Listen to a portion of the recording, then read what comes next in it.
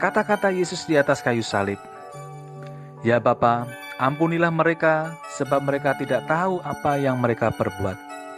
Perkataan Yesus dari atas salib ini mengandung arti sebuah pengampunan. Pengampunan menjadi inti dari pengorbanan Yesus, walau ditempuh lewat penderitaan di salib. Di atas kayu salib, Yesus tidak membenci, tidak marah kepada orang yang telah bersepakat menyalibkan Dia. Sebaliknya berdoa agar mereka diampuni. Di kayu salib Yesus berdoa memohon ampun bagi yang telah menyalibkannya. Yesus mengajarkan bagaimana kita harus saling mengampuni. Yesus mengajarkan kepada kita bahwa jikalau kamu mengampuni kesalahan orang, Bapamu yang di surga akan mengampuni kamu juga. Tetapi jikalau kamu tidak mengampuni orang, Bapamu juga tidak akan mengampuni kesalahanmu.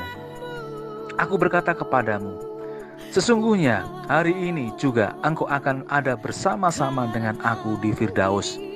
Percakapan Yesus dengan dua penjahat yang disalibkan bersama dengan Yesus adalah memberikan jaminan kehidupan kekal kepada setiap orang yang percaya kepada Yesus sebagai Mesias dan penyelamat umat manusia.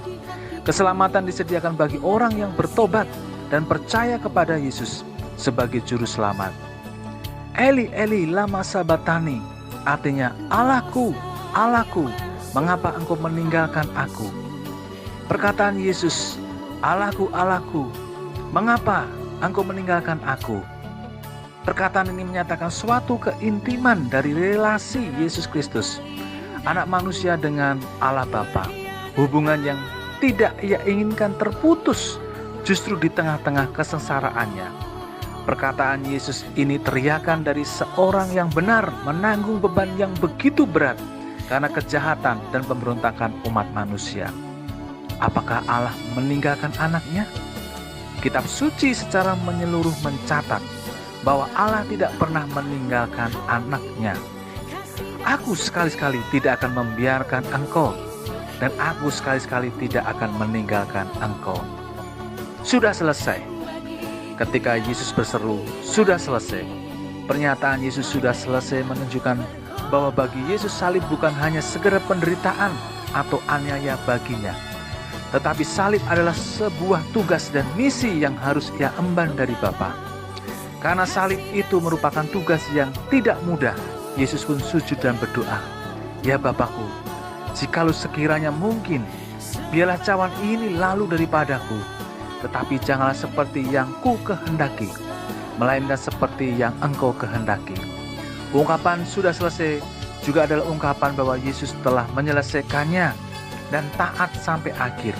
Seperti yang juga disampaikan Rasul Paulus kepada jemaat di Filipi. Dan dalam keadaan sebagai manusia, ia telah merendahkan dirinya dan taat sampai mati, bahkan sampai mati di kayu salib. Karena dosa, seharusnya kita yang menanggung hukuman, tapi kini telah diselesaikan oleh Kristus, dan segala harga yang seharusnya kita bayar telah dilunasi olehnya. Alkitab menyatakan, sebab kamu telah dibeli dan harganya telah lunas dibayar. Karena itu, muliakanlah Allah dengan tubuhmu. Kita tahu harga dosa adalah maut dan penghukuman kekal. Tetapi dalam Yesus Kristus telah diubah segala kutuk menjadi berkat, dimerdekakan dari dosa menjadi hamba kebenaran. Ya Bapa, ke dalam tangan-Mu kuserahkan nyawaku. Yesus dengan kepercayaan penuh pada kasih Bapa, sebagai tanda penyerahan menyeluruh untuk menyerahkan hidupnya kepada kuasa dan kasih Bapa. Tindakan Yesus ini merupakan ungkapan keyakinannya kepada Allah Bapa di surga. Pernyataan ini mengajarkan kepada kita untuk menyerahkan hidup kita ke dalam tangan Bapa. Tidak ada tempat yang paling indah yang Tuhan berikan dan sediakan bagi kita selain bertemu dengan pencipta kita di dalam sukacita yang besar. Apa yang kita alami di atas muka bumi ini, penderitaan, kesusahan, dan air mata akan hilang dalam sekejap pada waktu engkau melihat kemuliaan dan mahkota agung yang Tuhan beri kepadamu. Yesus memberikan janji yang teguh, keselamatan yang pasti. Bersyukur saat memandang wajah Tuhan di kayu salib. Terhapus hilang semua air mata kita dan beban kesulitan kita. Sebab di atas kayu salib kita melihat Tuhan telah menanggungnya bagi kita semuanya. Yesus memberkati. Amin.